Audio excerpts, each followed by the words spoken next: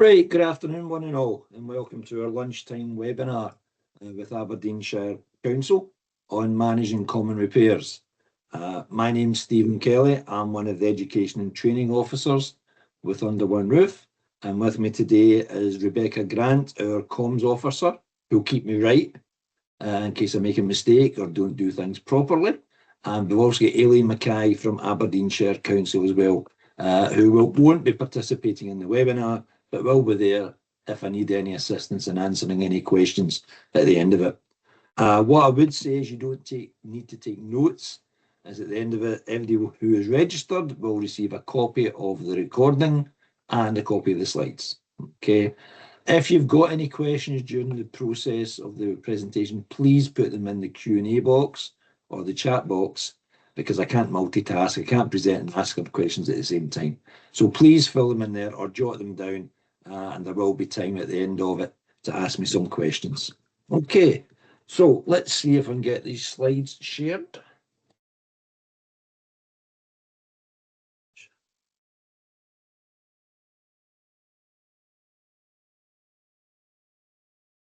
Okay, let's see if we can get up there. Right, can everybody see? Hopefully you can all see those slides. Don't care if you can't see my face, but hopefully you can see all the slides. So there's a few slides here, but hopefully it won't take too long during your lunchtime effort. So we start off with our homepage. If you access the underoneroof.scot website, this is what you're presented with. Our homepage, which tells you what we do. And basically we provide advice and information to anybody who stays in a tenement flat within Scotland, be that owners, landlords, housing professionals, factors, letting agents, anybody who's really got an interest in either staying in a tenement flat or managing a tenement flat. Up at the top banner, you will see about 5 or 6 headings, and if you click on them, they will take you to other information. So you've got the maintenance banner at the top. If you click on that, there's all sorts of information about all sorts of different types of properties, old property, modern property within Scotland. Management will take you to the same, well, a different set of boxes, but primarily that's about how to manage common repairs in your own area. You'll also have links to factors and all that. So the most important box, I would say, at the top banner is the one at the right-hand side, which says Ask an Expert. And that's the box you use when you've got any inquiries. So if you hit that box, it's no names, no pack drills. Simply we need your email address, your local authority, who you are in terms of whether you're an owner, a landlord, a tenant, housing official, whatever it is, and put your inquiry in the box at the bottom. Hit the submit button. That'll then come to me, and between myself and Katrina, our other education training officer, we'll reply to you with a detailed reply to your inquiry.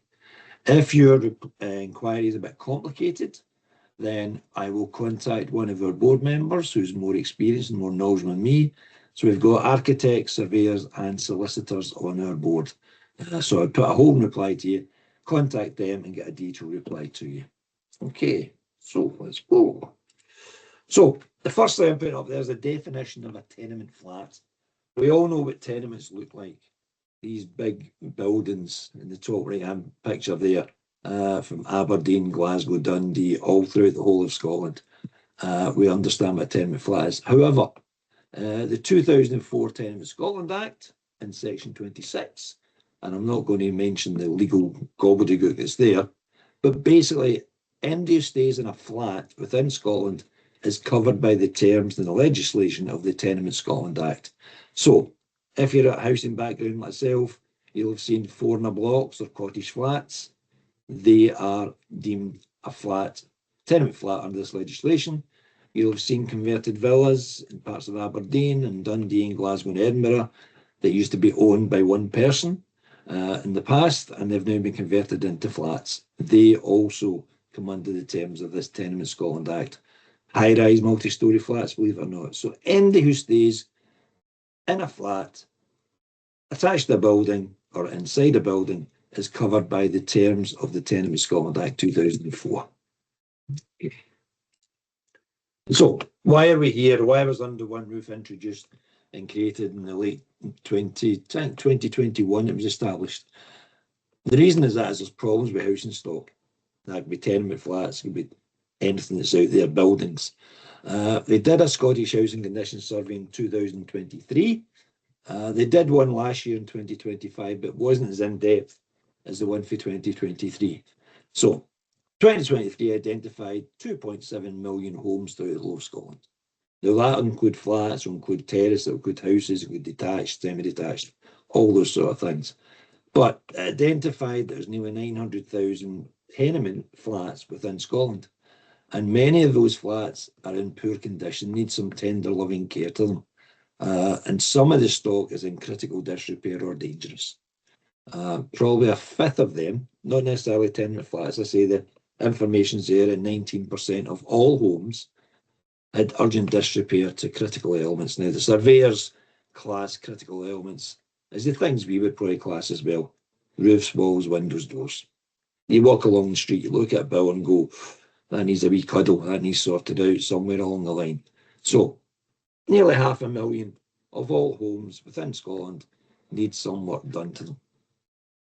Interestingly, the survey from 2023 also included another 200,000 properties which they deemed to be below tolerable standard. However, in my opinion, they changed the goalpost slightly, because what they said was any home that didn't have a smoke alarm or a carbon monoxide detector was classed as below tolerable standard.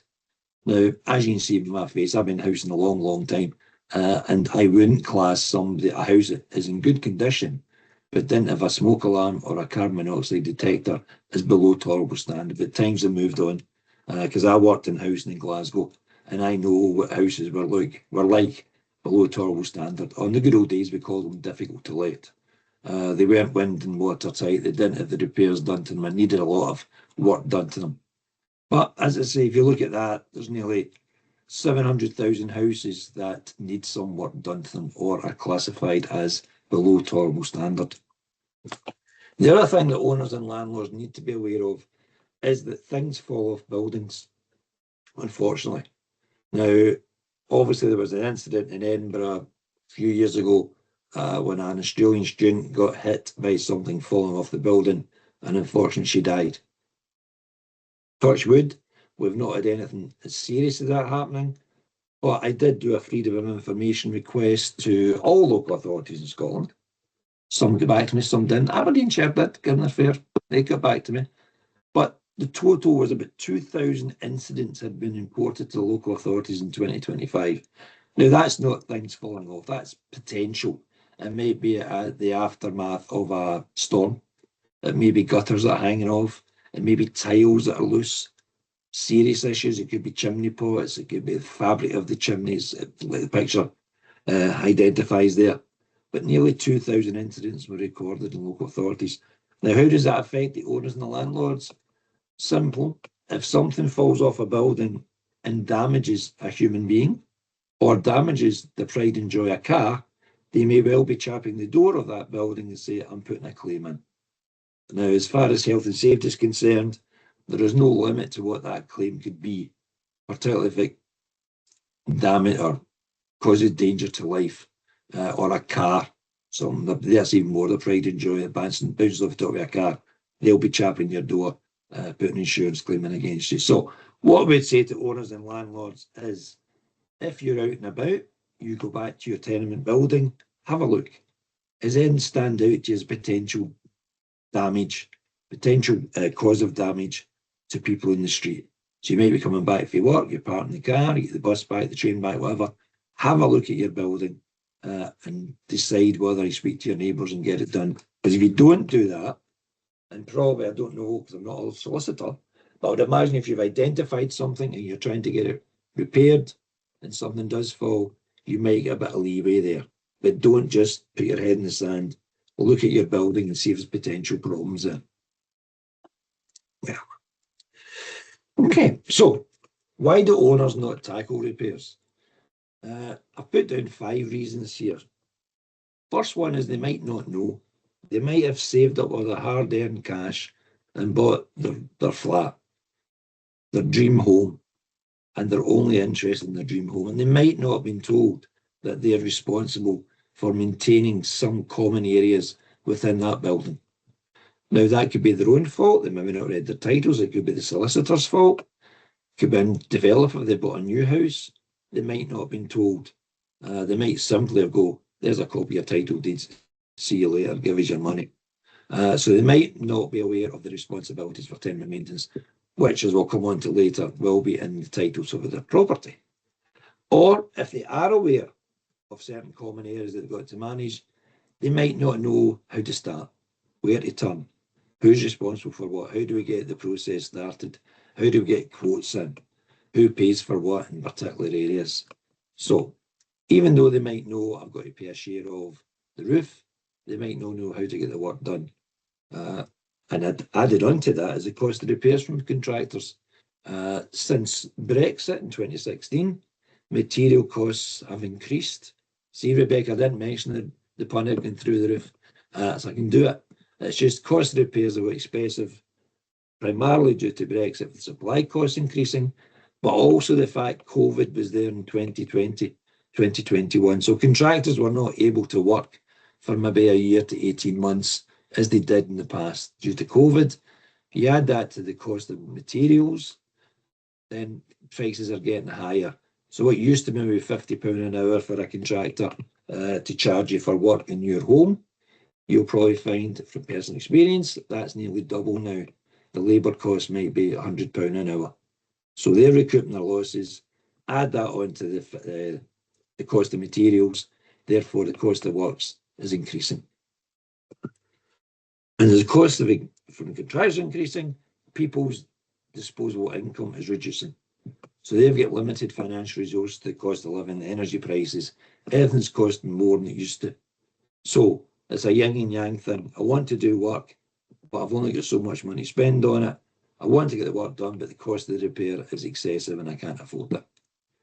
You add that to the lack of funding sources out there for local authorities and the Scottish Government, then that's probably why owners are not carrying out the repairs they should do.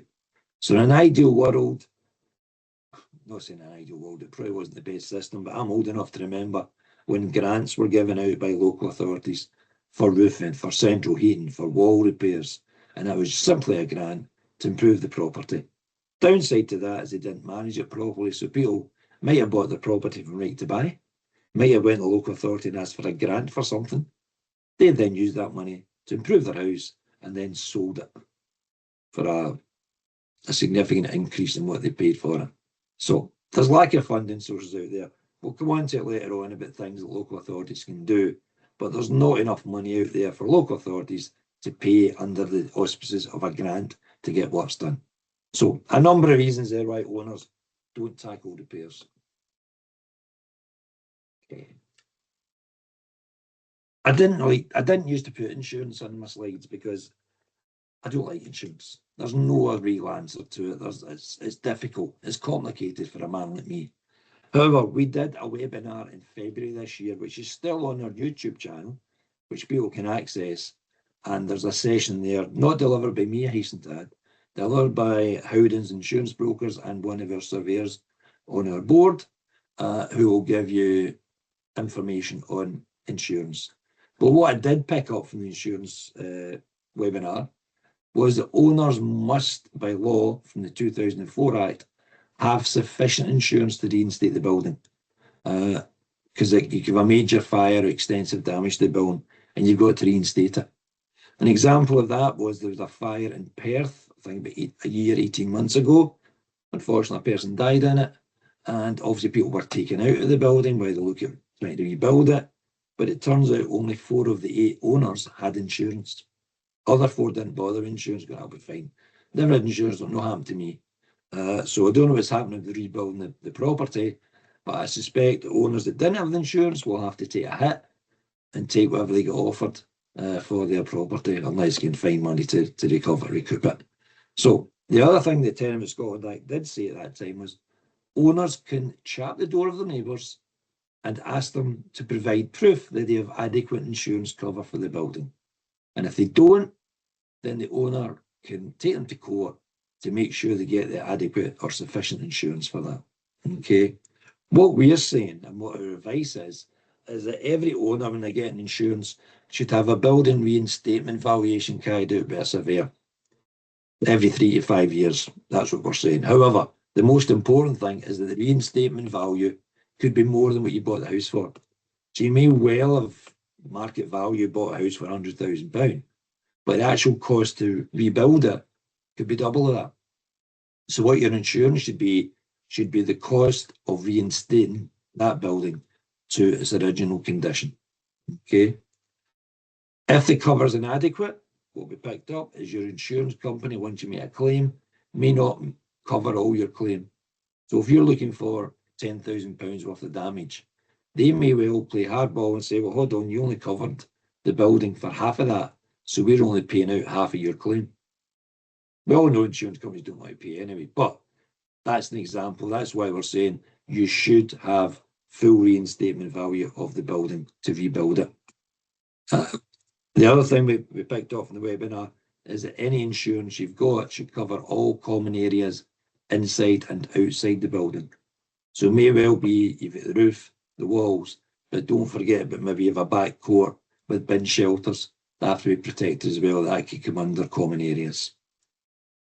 Although mortgage lenders make you aware of that if they're giving you a mortgage, you should have adequate insurance in place. They're now trying to safeguard their investment by ensuring you have adequate insurance. It's not simply a case of don't worry, I'll get building insurance arranged. They're now making sure that you've got adequate insurance in place, that it's not less of the reinstatement value. And obviously, if you do not have insurance, you need to pay the cost of the repairs, even if it's not their fault. So the 4 owners in Perth, the fire wasn't anything to do with them. They're having to pay for the reinstatement of the building. One, they didn't have insurance, but even if they did have insurance, and if it wasn't sufficient, they would have to find the money somewhere to rebuild it. Okay. Obvious one. Everybody should know this, but sometimes people don't, is that the maintenance obligations of owners is that individual, anything inside the flat is the individual owner's responsibility. Okay. Walls, doors, windows. You could have a grey area, and sometimes you do get it through the inquiries about, oh, the problem with windows actually outside. So you would have to find out what the actual fault is outside of the window to see what's attached to the fabric. But generally speaking, repairs inside the flat are the individual owner's responsibility. Common repairs, you've got owners as a group responsible for the usual suspects: roofs, gutters, chimneys, drains, walls, closed windows, closing stairs. Common areas that everybody's got access to comes under the common repair areas. However, there's a wee curveball, and that may be the mutual repairs. And these are repairs that are shared between some owners and not all. So, there we go. I've got a slide on mutual repairs. First thing is you should check the titles to see what's classed as a mutual responsibility. I've got 3 examples here. Chimneys. I don't like chimneys either, because chimneys aren't straightforward. You'll find chimneys going down a building and they won't go into every flat. They might miss out a flat. So you have people at the top floor have a chimney, and people at the ground floor have it serviced by the same chimney. So they don't like chimneys. We'll talk about drain pipes. That's probably easier to understand. And I've got a picture there of a building. So you may have a drain pipe going down one side of a building. You may look at it and get the close entrance. You may have a drain pipe going down one side of that building. And for my simple mind, let's call it 01, 11, 21 and 31. They are serviced by that drain pipe. And the people on the other side of the close are not serviced by that drain pipe. So only those on the left-hand side, 01, 11, 21, 31, have to pay for the repair of that drain pipe. Okay. You may well have additional buildings. You may look at a tenement building and you've got a drain pipe going down and actual services flats on one side of the building and one side of the other building. So those 8 owners will be responsible for paying for the share of that repair. As I say, your title should make that clear of what is classified as mutual responsibility. The other one where mutual repairs is sometimes confusing is you closing stairs. You may well look at a building, you've got 2 main door entrances, main door flats. They will not be responsible for the repair to anything within the close unless they've got access to that close. So they may well have an entrance to their own flat, but they might have a side door. If they've got a side door which gives them access to close, then they'd be responsible for paying for that. If they don't have access to close, they wouldn't be responsible for paying for repairs to the close. But if you've got access to the back court, then they'd be responsible for repairs to the, let's say, bin shelter slabs, ground in the back garden. So it's not easy, but mutual repairs just classifies it. Not all repairs are shared between all owners. There will be those that are just shared by some owners within a building. The other one that crops up in a lot of inquiries is where there's shops attached to the building. So there's a picture there of a, I don't remember what it is, pardon me, you've got a tenement and you've got shops at the bottom of it. So the bottom line is the owner of the shop, pardon me, is responsible for the repairs, not the tenant, unless the tenant and the owner are the same person. The owner of the shop is responsible for the repairs. The tenant of the shop may well have a repairing and lease agreement with the owner, but the owner is the person responsible for the repairs. Downside to that is the shop share may still be based on rateable value, which went out the window in the late 80s. The rateable value in the late 80s, when it was introduced, may mean that the shop owner has to pay a bigger percentage. And this goes back to days when the main street was where everybody went and did their shopping. So they went there, they did their shopping, they got their hair cut, they went in the bookies, they bought clothes. There was all these big shops in the main street. And the theory behind that was because the shops are making a bigger profit, therefore they're entitled to pay a bigger percentage of any common repairs. Fortunately, those days have gone in most areas, but the bigger percentage still lies there. So you may find shops having to pay 60% or upwards for a repair, which they have to pay for. However, what you could do is, as owners, and we're not suggesting this, we just know through our experience and being in contact with people, that some owners have done a one-off arrangement to reduce the costs. So depending on what you want to get done, depending on the cost of the work, they may well have an agreement with the shop owner to say, okay, you were supposed to pay 60%. In this case, we'll let you off with 40%. And if you're doing that, we always say use proper procedures to do it properly. And I'll come on to that a later slide. But see, the bottom line is the shop owner is the one that pays the repairs, not the person that leases the shop out.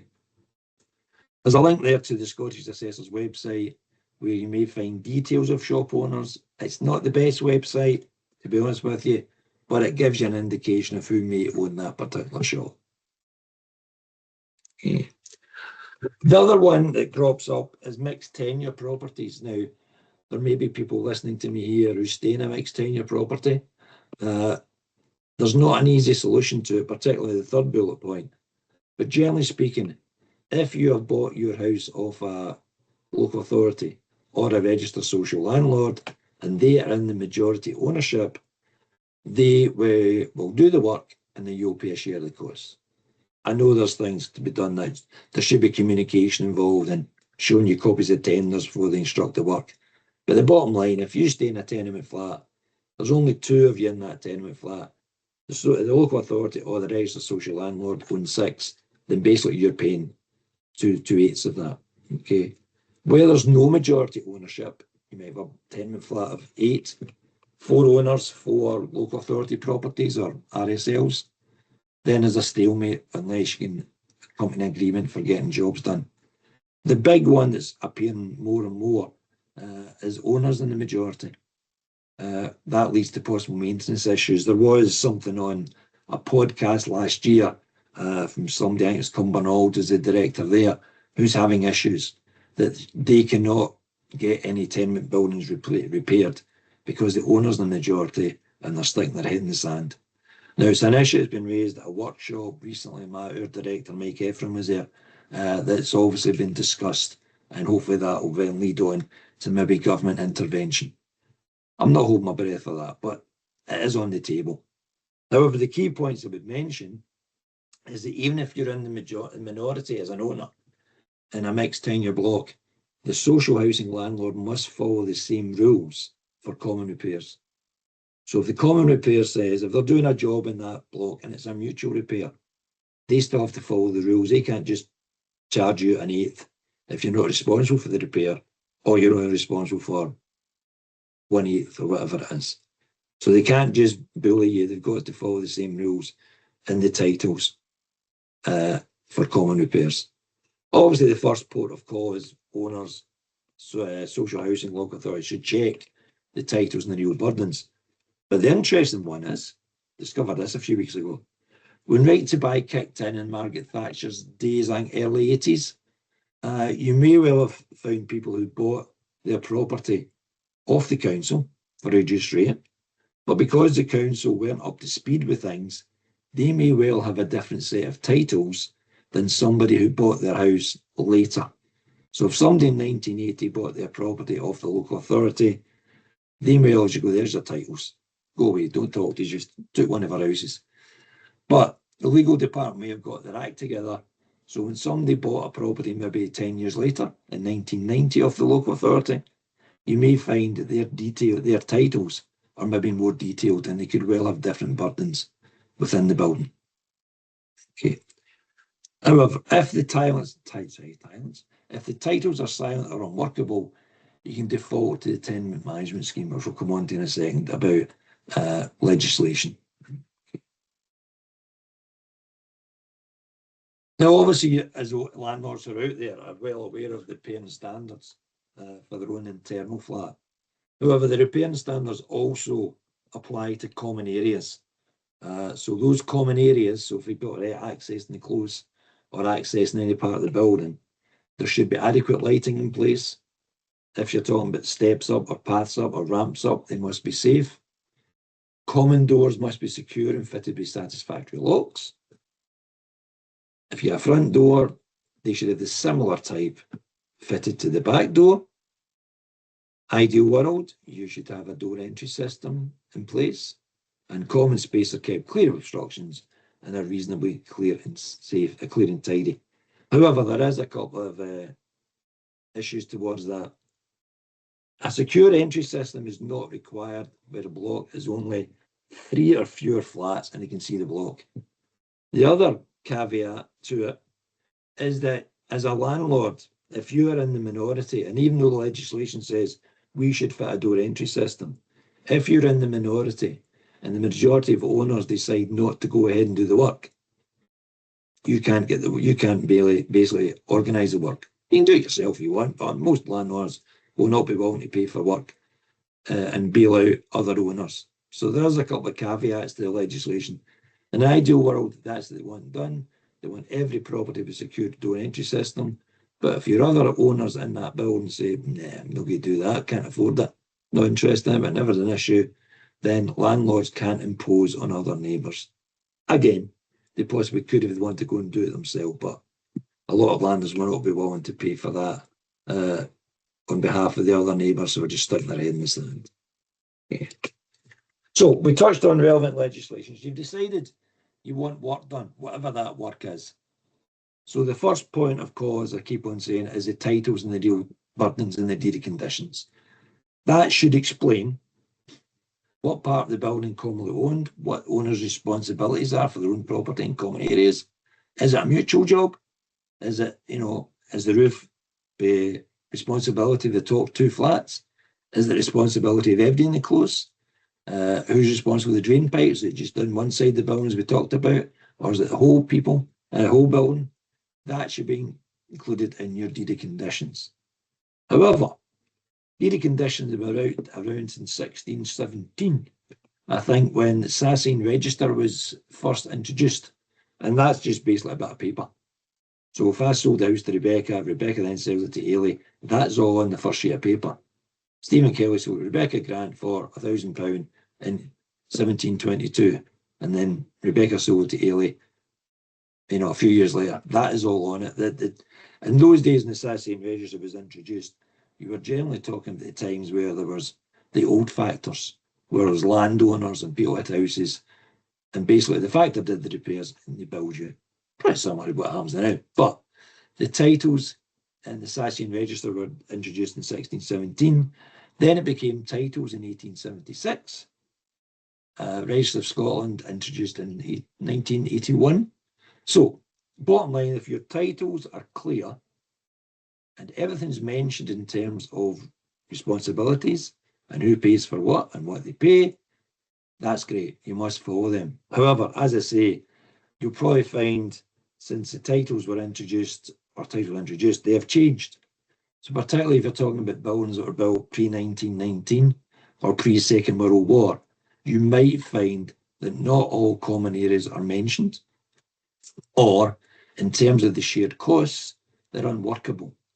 So you may find shared costs, if it's easy and it's split 8 ways, you're laughing. What you might find is the titles may say that a person that stays in a bigger flat that's 1.5 times bigger than another flat should pay more. Now, what you're doing there is shared costs, and basically what you've got to do is go into everybody's flat, measure it, add it all up, take away the figure you first thought of, and make sure that comes to 100%.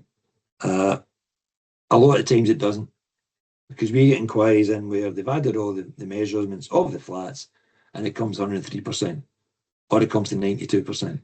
So if the titles don't mention all the common areas or are unworkable in terms of shared costs, you can then default to the tenement management scheme.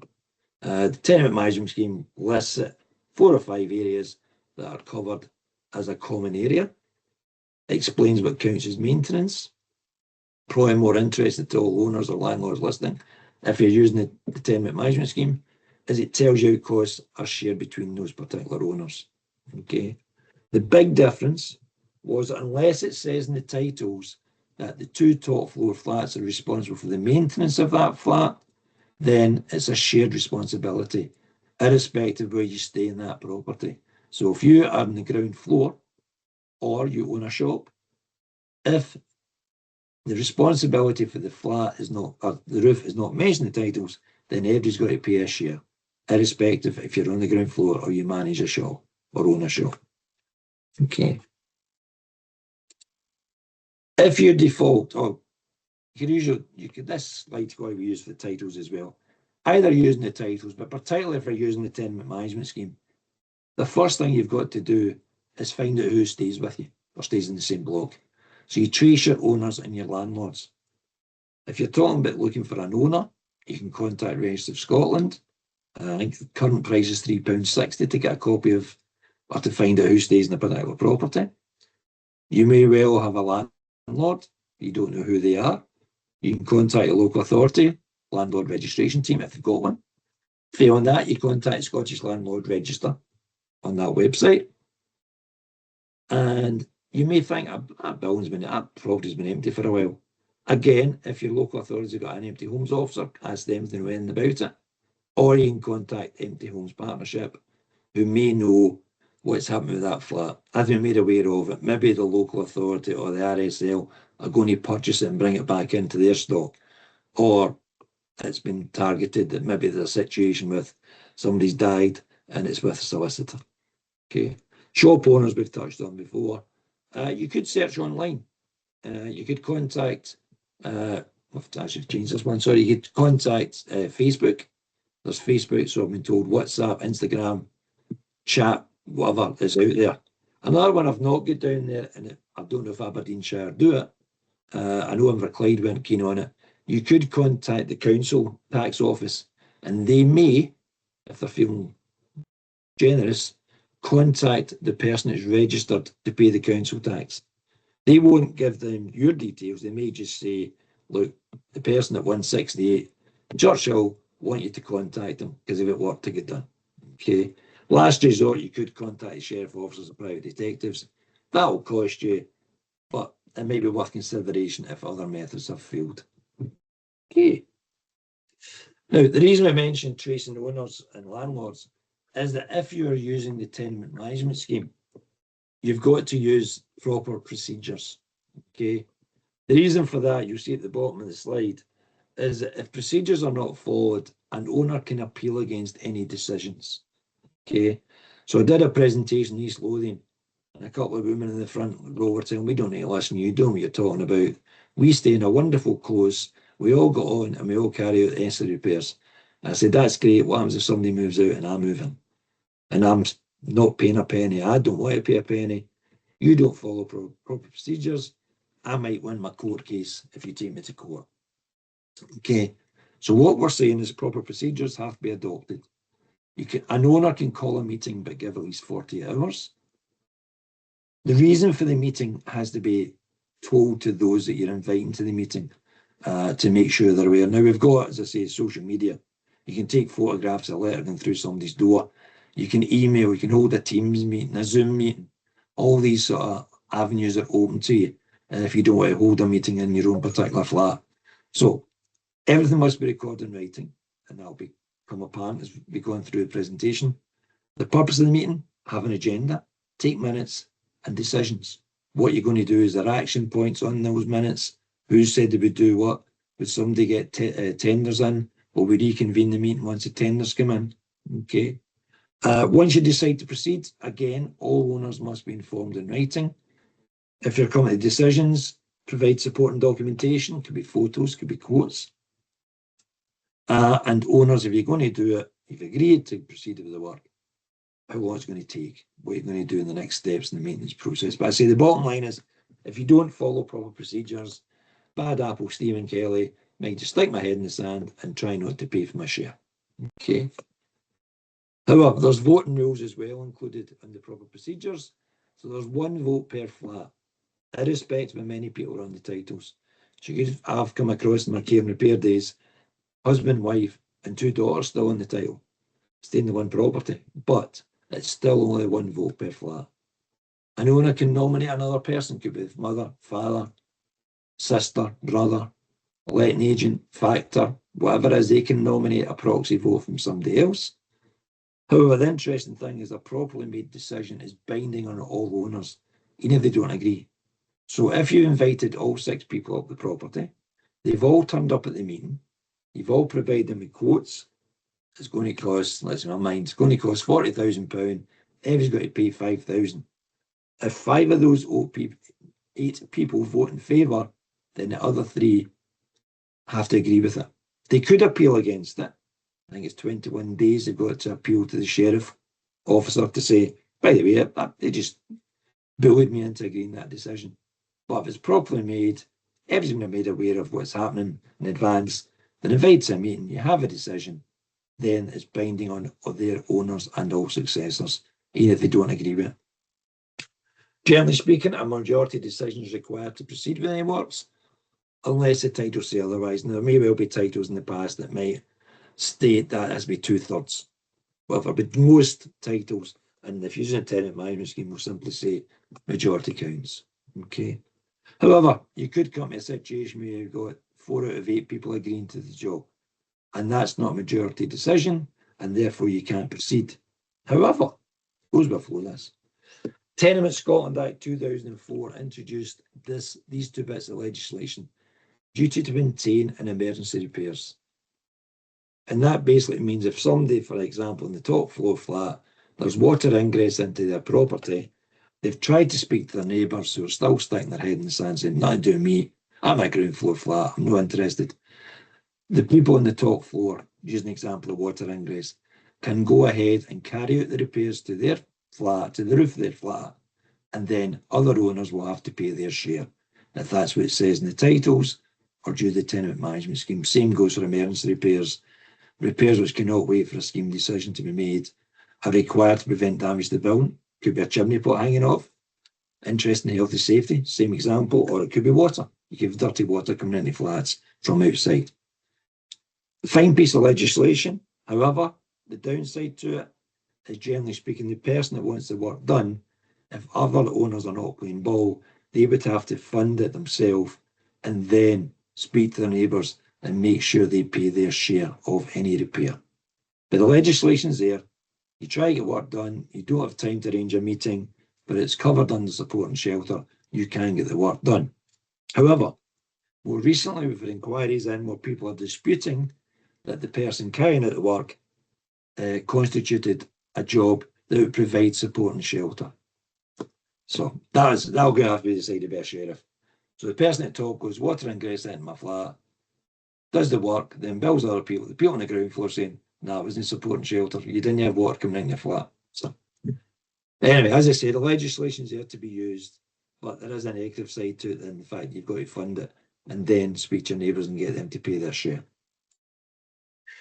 Quick one on dealing with contractors. The reason we put this one in is that you could contact a local authority, first of all, and see if they've got a trusted trader scheme. Failing that, try Scottish Trading Standards, buy with confidence, trust mark. What I wouldn't do is use Yellow Pages, because I could start a business this afternoon as a plumber, and I don't know one end of you bend for the next.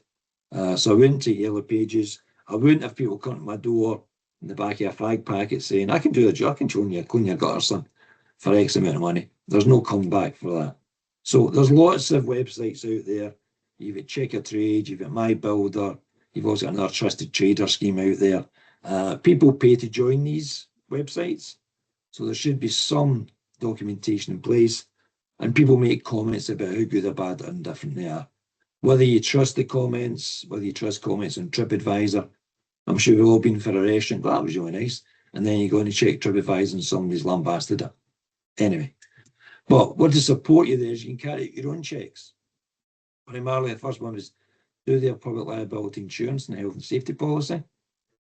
What experience they have in the work they want? Are they a jack of all trades, or a master of none?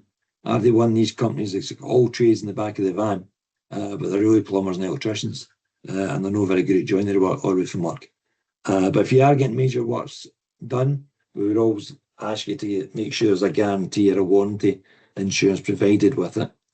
When it comes to tender process, in an ideal world, we're saying get at least 2 tender prices to compare like for like. We know that's not always easy, and not just for owners or landlords. I did a presentation yesterday with the Housing Association, who has a framework agreement with contractors, and even those contractors that are on the framework are reluctant to put in tenders if they're not guaranteed the work. So what we would say is that actual works must be clearly stated in specification. We had an inquiry recently where somebody was saying, I'm not happy with the contractor, they didn't paint the close. Obvious question was, did you ask them to paint the close? No, I just thought they would follow up, and now they want to charge me an extra bit of money, extra money to do that. Well, you didn't ask me to do it, so therefore, make sure everything you want done is including that specification. Also include contingency costs. You don't know what you're going to find. Well, the contractor's going to find still it starts stripping back the work. I used to be in care and repair, so a prime example of that is when we took baths out and put in a wet flow shower area for talk's sake. The contractor wouldn't know what's under the bath, and probably a quarter of the times when they took the bath out, the floorboards were riddled with dry rot or wet rot. So that was an additional cost to get the work done. So maybe if you're doing project management costs, start date progress, who's going to manage the project, who's going to complete it, but always consider contingency costs. You can put that in the contract with the contractor, and if you don't spend it, you can get the money back again. Okay. And the last one I say, don't just go for the cheapest price. Be suspicious of very low quotes. I'm part of a housing association board, and we put a ground maintenance contract out, and the lowest price was a couple of grand cheaper than the next one, and we queried it. It missed out 3 or 4 streets. He didn't know we did the Crescent and the Avenue. So don't just go the price, go, that's fine. Again, you might find something excessive. You might all go for that. Speak to the contractor. He may have put an excessive price in so he doesn't get the work. So don't just simply just go with that price. There's things you can do to make sure the job's done properly. Big one that crops up is paying for repairs. The local authority, I know Aberdeenshire, before Ailey shouts at me, doesn't have a missing share scheme, but not all local authorities do have a missing share scheme. I think when I checked this last year, only 14 out of 32 local authorities had a missing share scheme. But the missing share scheme, if your local authority does have one, isn't like the grant system where it's free money. You'd have to jump through hoops and apply for the share of the work, and it can only be approved before the work starts. So you can't get the work done. Somebody puts a bill through your door for £5,000 and go, I'll go and get the council to pay my share. That's not how it operates. It has to be agreed before the work starts. As I say, it's not free money. Now, I know South Ayrshire, because I listened to one of the webinars, is that if they give it a missing share, they will charge you £300 as an admin fee and a 10% interest rate, and they'll record it on the title of your property. So if they gave you £10,000 admission share and you sell the property, then you would pay back the £10,000 plus the £300 admin fee plus 10% of the £10,000, which is £1,000. You would have to pay them back 11,300. So it's not free money. As I say, it's difficult, and obviously that's why a lot of local authorities don't have it, because money is tight for local authorities as well. And if they do give out the money, then it could be difficult to get the money. Okay, and given the size of local authorities in Scotland, there's big ones and small ones. You might find Inverclyde is one of the smaller ones does it, but their budget is lower than Glasgow, obviously. Okay. If you're looking to fund work, you could save up for it. You could consider joining a credit union. If you're going to borrow a commercial loan, or you may have some equity in your property, we would always advise you to take out financial advice, joint maintenance account, building reserve funds, or just save up. I mean, I go to the racing once a year down in Hexham, and all we do is stick away £10 a week.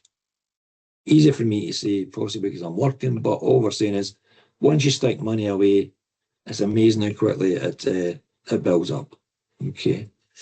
If somebody's unable to pay, then they should be contacting Citizens Advice or Money Advice Centre. As I say, I'm a member of the Housing Association Board, and one of our older tenants was unable to pay their rent. But when we got her some welfare advice, we managed to recoup £9,000 for her. Just one of that generation that didn't want to ask for help and was just going to survive on their own means till the rent got too much for her. But he was entitled to some money, and we managed to get some £9,000 back.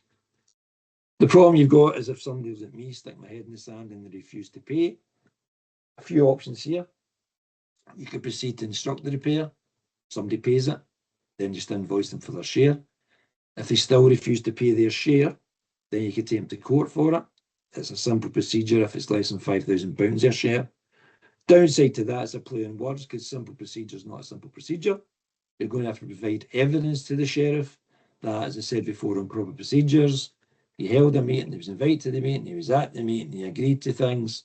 So therefore, you've got evidence that they were kept in the loop at all times. If it's more than 5,000, you probably would need a solicitor for this. And there's a thing called an ordinary cause procedure. Again, this is not our suggestion that you split the bill between the other owners. We just know it's happened in the past. So if everybody's shares £1,000 and somebody's not playing ball, you could decide to split their share 7 ways, which I think in my mind's £175 each. It might be easier to just bite the bullet, pay it, rather than go to court. When, as I say, there's no guarantee you're going to win at court. We're not recommending it. We just know it's happened in the past. And the other one you could consider is a notice of potential liability, which property factors tend to use if people haven't paid their bills. And it's something you could do if you know that somebody's agreed to work and they're thinking of selling the house. You could raise a notice of potential liability. It's £80 to register with Register Scotland, and you have to do it every 3 years. Okay, nearly finished. A quick couple of slides on property factors. You may well have property factors in Aberdeenshire. If you do, they have to adhere to the Property Factors Act and a Code of Conduct. And if they don't adhere to that, you can then take them to the first tier tribunal. But in support of factors, the bottom line is the owner's responsibility. It's not the factor's responsibility. Owner's responsibility to maintain the common parts of the building. The factor acts as an agent for the owners. Okay? People get confused about what factors they're able to do and what they can't do. They will work on your behalf to get the work done. But they're a business. They're not going to bail out owners. They're probably not going to instruct major works till everybody pays their share. Okay? But the Code of Conduct is about 6 pages. So the most important thing, if you've got a factor and you're not happy with a factor, is check your written statement of service from the factor, which will cover these areas. The authority to act, who appointed them? Was it owners? Was it a developer? Was it just custom and practice? We've got a few of them in Glasgow. Have just always managed these properties because they've always been there. What are they going to provide in services? How are they going to communicate? How are they going to bill you? Debt recovery policy, we've started doing training for factors, and it's something I hammer home at them, is make owners aware of worst case scenario is if somebody's not paying their bills, the other owners may have to pick up their share of the factoring fees. But that should be in the titles of the property. common building insurance, how they manage repairs, complaints, declaration of interest. As I say, you may not have a factor. If you do, and you're not happy with them, check the written statement of service. Okay. You may have heard of this as landlords. AWAB's law has been introduced on 6th of October 2026 as a result of, unfortunately, a young child who died in Rochdale. It was introduced by the British government down in Westminster, and the Scottish government's introducing it as well. Obviously, you've got a legal obligation as landlords to investigate and resolve damp and mold complaints. However, I'm still not convinced that these timescales are going to be successful. You'll get 10 working days to investigate it, 3 working days to give them a report, and another 5 working days to carry out the work. Now, as I said, I did a training session for a housing association in Glasgow yesterday, and they're poo-pooing these figures, and they've got contractors at their fingertips. So I think, like all these things that affect landlords, is as long as you can prove you're trying to rectify the problem, you won't get a fine. But don't ask me, I'm not a solicitor. But I'm just thinking those timescales are a bit tight, even the best will in the world, to get any work done to a property. The other thing in the legislation is that you go and inspect a property. What the legislation says is the inspection should be carried out by a competent person. Is that a contractor? Do you have the skills? Or are you just using your own eyes going, no. It's lifestyle choices. You're not opening windows. You're not using an extractor fan. You've got so much rubbish in that bedroom. Why do you think there's dampness and condensation? So, as I said, and I touched on before, YouTube, go back, check the Aberdeenshire damp and mold presentation. You'll find in-depth information for me about that. But it's to make you aware that AWAB's law is supposed to come in October 2026. Okay. My Martin Luther King slide, proactive steps. What I would like all owners to do. First one is you check all your neighbours have building insurance and it's adequate and sufficient. As I say, please carry out regular inspections of all the common areas within the place. Clean gutters and get the roof checked annually. We've got a complaint or one inquiry that led to complaint because the insurance company are not willing to pay out on a roof that's damaged because the insurance company asked when was the roof last checked, and they said about 5 years ago. So, as I said, Todd said before, insurance companies aren't keen on paying out on claims, so gutters should be cleaned every year and get somebody to look at your roof. You could consider whether establishing an owners association. I know there's legislation going through Parliament at the moment about mandatory owners association, but that's for another day. If it does become legislation, then no doubt will be another webinar on that. Maybe consider a planned maintenance schedule. You know, look at your soffits. When you're going to get them cleaned, when you clean the clothes, paint the clothes, etc. Maybe consider getting the building surveyed every 5 years. Save for future repairs. Open a joint maintenance account. If your building's factored, speak to your factor. I mean, the Code of Conduct does say that factors should carry out periodic property inspections, but I know for a fact that some in Glasgow don't do that. And if they did do it, they may charge you more money. Ask them to do regular meetings. But the bottom line is, if you look after your building initially, do small jobs that have to be done. It may reduce the major cost that may come to your door. The other thing I would say, if you stay in a tenement flat, you're going to be really unlucky, or really lucky, should I say, if you don't have to pick up the tab for some repair. Because something's going to happen in the common area and you may be responsible for paying for that share. Okay. Last couple of slides. First one is, how can we help? So we've got our website, underoneroof.scot, information on there. Got a repair checker. We've got the inquiry service. I would recommend you use that. We've got a monthly e-newsletter, free subscribe for it, and you'll get information out there on a monthly basis. It could be flavour of the month, it could cover legislation, it could be the inquiry of the month, information that may be useful to you. And we've also got the YouTube channel. As I say, you can access that and go back and look at previous webinars on that. And finally, for a finish, feedback. Obviously, you don't have to use your phone for this at the moment because you've all got a copy of the slides sent out to you. Please, if you can, do the QR code and answer